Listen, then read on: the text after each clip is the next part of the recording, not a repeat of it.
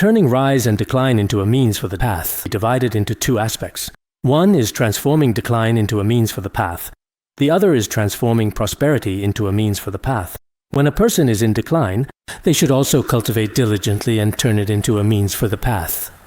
When a person is prosperous, especially when they are famous and respected, at that time they should also turn it into a means for the path. First, let's talk about transforming decline into a means for the path. Many of us may not necessarily be in a state of prosperity. Many people feel that they themselves are not very prosperous. During times of bad luck and great suffering, when facing adverse circumstances. So first, let's talk about transforming decline into a means for the path.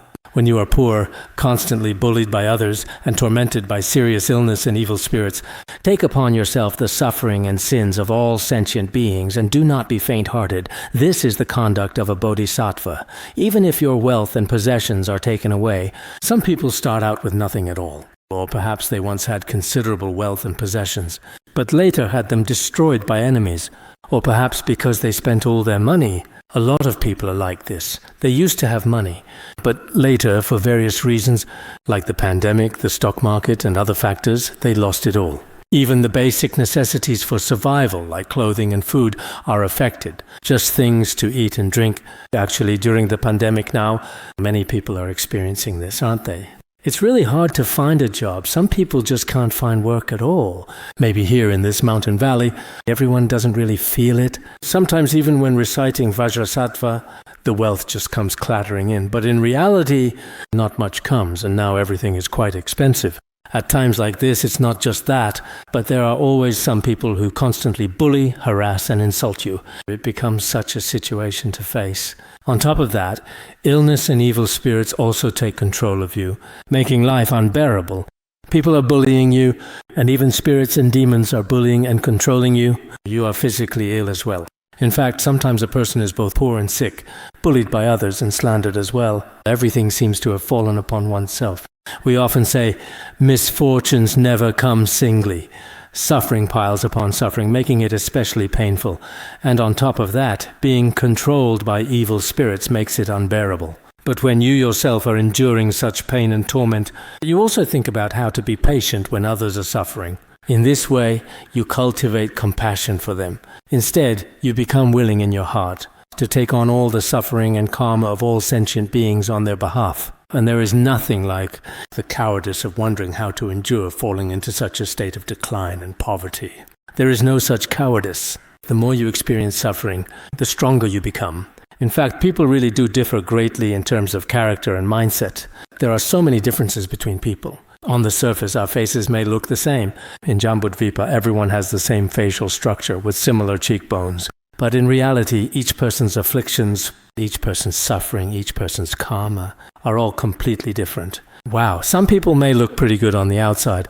They look attractive, and their clothes are nice too, and in every aspect. Their level of education is also high, really impressive.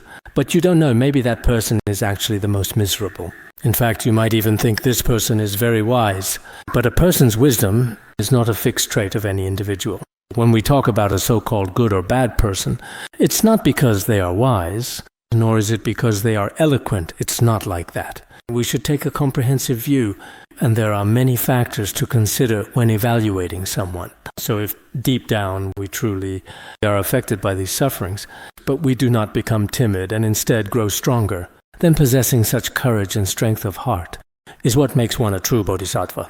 This is the act of transforming decline into a path of practice. Earlier I mentioned there are probably 4 types. One is poverty, another is being bullied by others, then there is illness and also evil spirits. So there are 4, right? These are the greatest sufferings in human life. Some people are just unlucky, but pitiable people have their faults. So sometimes, truly, for those who are weak, everything is suffering. In the way of the Bodhisattva, it is said that suffering has many virtues. What virtues? It dispels arrogance, gives rise to compassion for sentient beings, and fosters a sense of shame towards evil and joy in goodness. Sometimes when you truly suffer, if you go through your whole life without experiencing any suffering, perhaps none of these virtues will ever arise. This explains the principle of the merits inherent in contemplating suffering itself. Again, in the way of the Bodhisattva, it is said, fishermen and butchers There should actually be more written after this. In fact, the author of The Way of the Bodhisattva often only quotes the first few words, just a few characters. For some, I've already looked them up and added the rest. But for others, I get tired, since these are quite simple and easily understood. Indeed, almost everyone can readily recite them. Fishermen and butchers for their own personal benefit, and also, if you think about it, they fall into hell thousands of times and are burned by fire, yet they have never accomplished any benefit for themselves or others. So this time, experiencing this pain is actually not that intense. Moreover, for the sake of sentient beings, one can accomplish great benefit. The meaning is, one should endure the pain that brings about great benefit. Also, in The Way of the Bodhisattva, it says, therefore, one should take minor harm lightly and not be destroyed by all forms of suffering. So we shouldn't let these experiences destroy us. Experiencing suffering is actually very good. Today, what is being taught here is, the more suffering, the better. If we experience suffering, the more suffering, the better. If others say it's suffering, oh, that's great, it's the blessing of the 3 jewels. If I couldn't sleep last night, oh, that's great, I couldn't sleep. If I'm in a bad mood today, oh, that's great. Very good, isn't that right? That is truly great and commendable. If an individual is excessively cowardly and completely abandons the essential practice of diligence, how then can one possibly hope to effectively eliminate the deep-seated and pervasive poverty of merit that afflicts them? If we are cowardly and give up diligence, how can we get rid of the poverty of merit? It is explained that no matter what kind of suffering we encounter or misfortune, we should not be cowardly, but instead lift our spirits. And there are many methods to transform these into the path.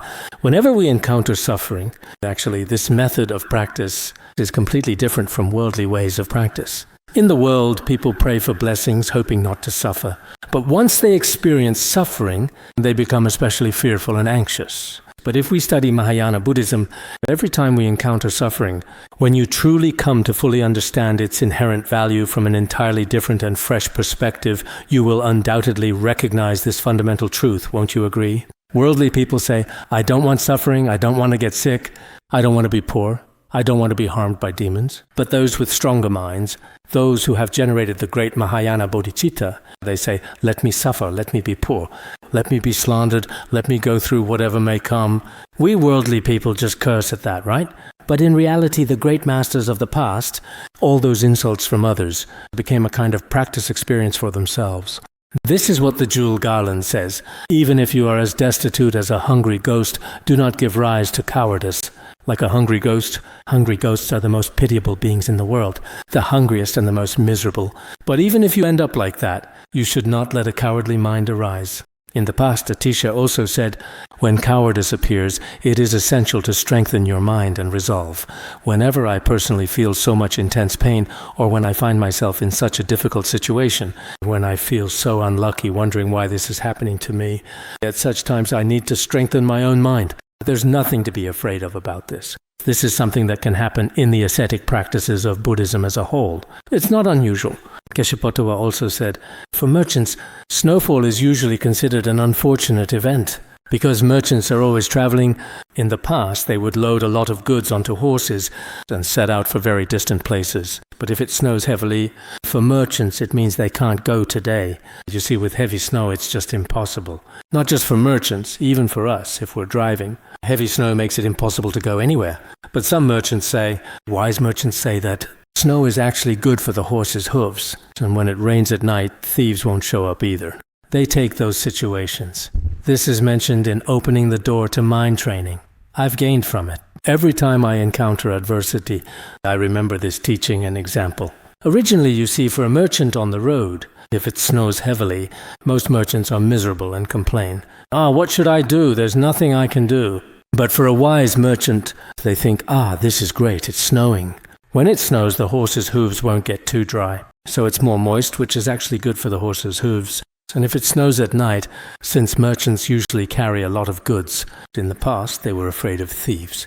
But if it rains or snows, the footprints are very obvious, so thieves won't come.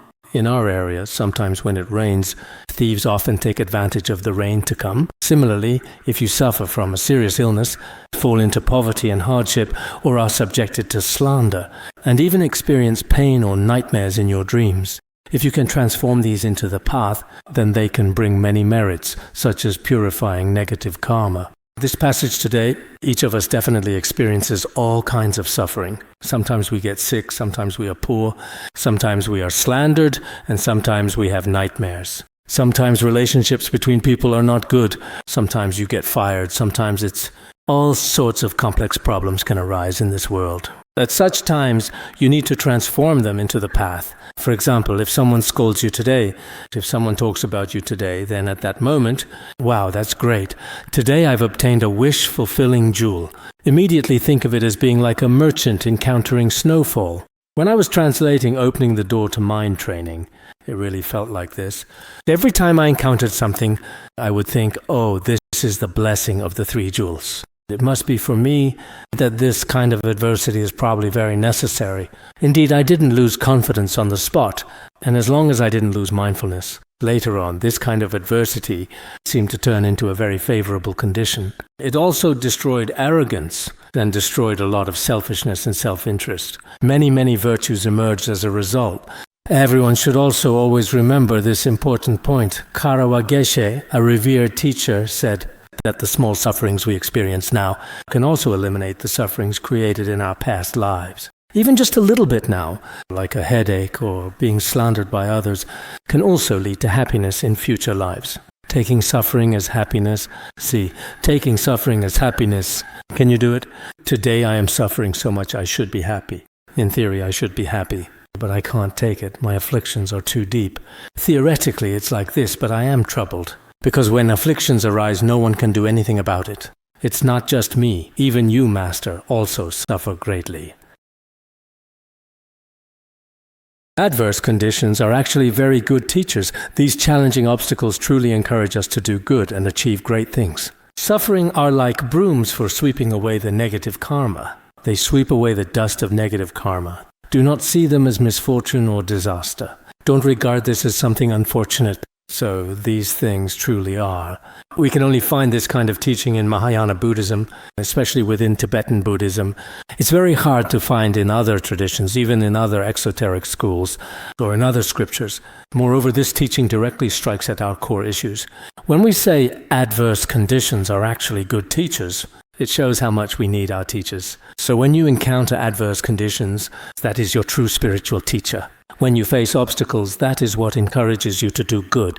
Of course, if your inner strength is lacking at that moment and you continue to experience slander or suffer even more, then it may not necessarily turn into a virtuous practice. Let's stop here for now, all right?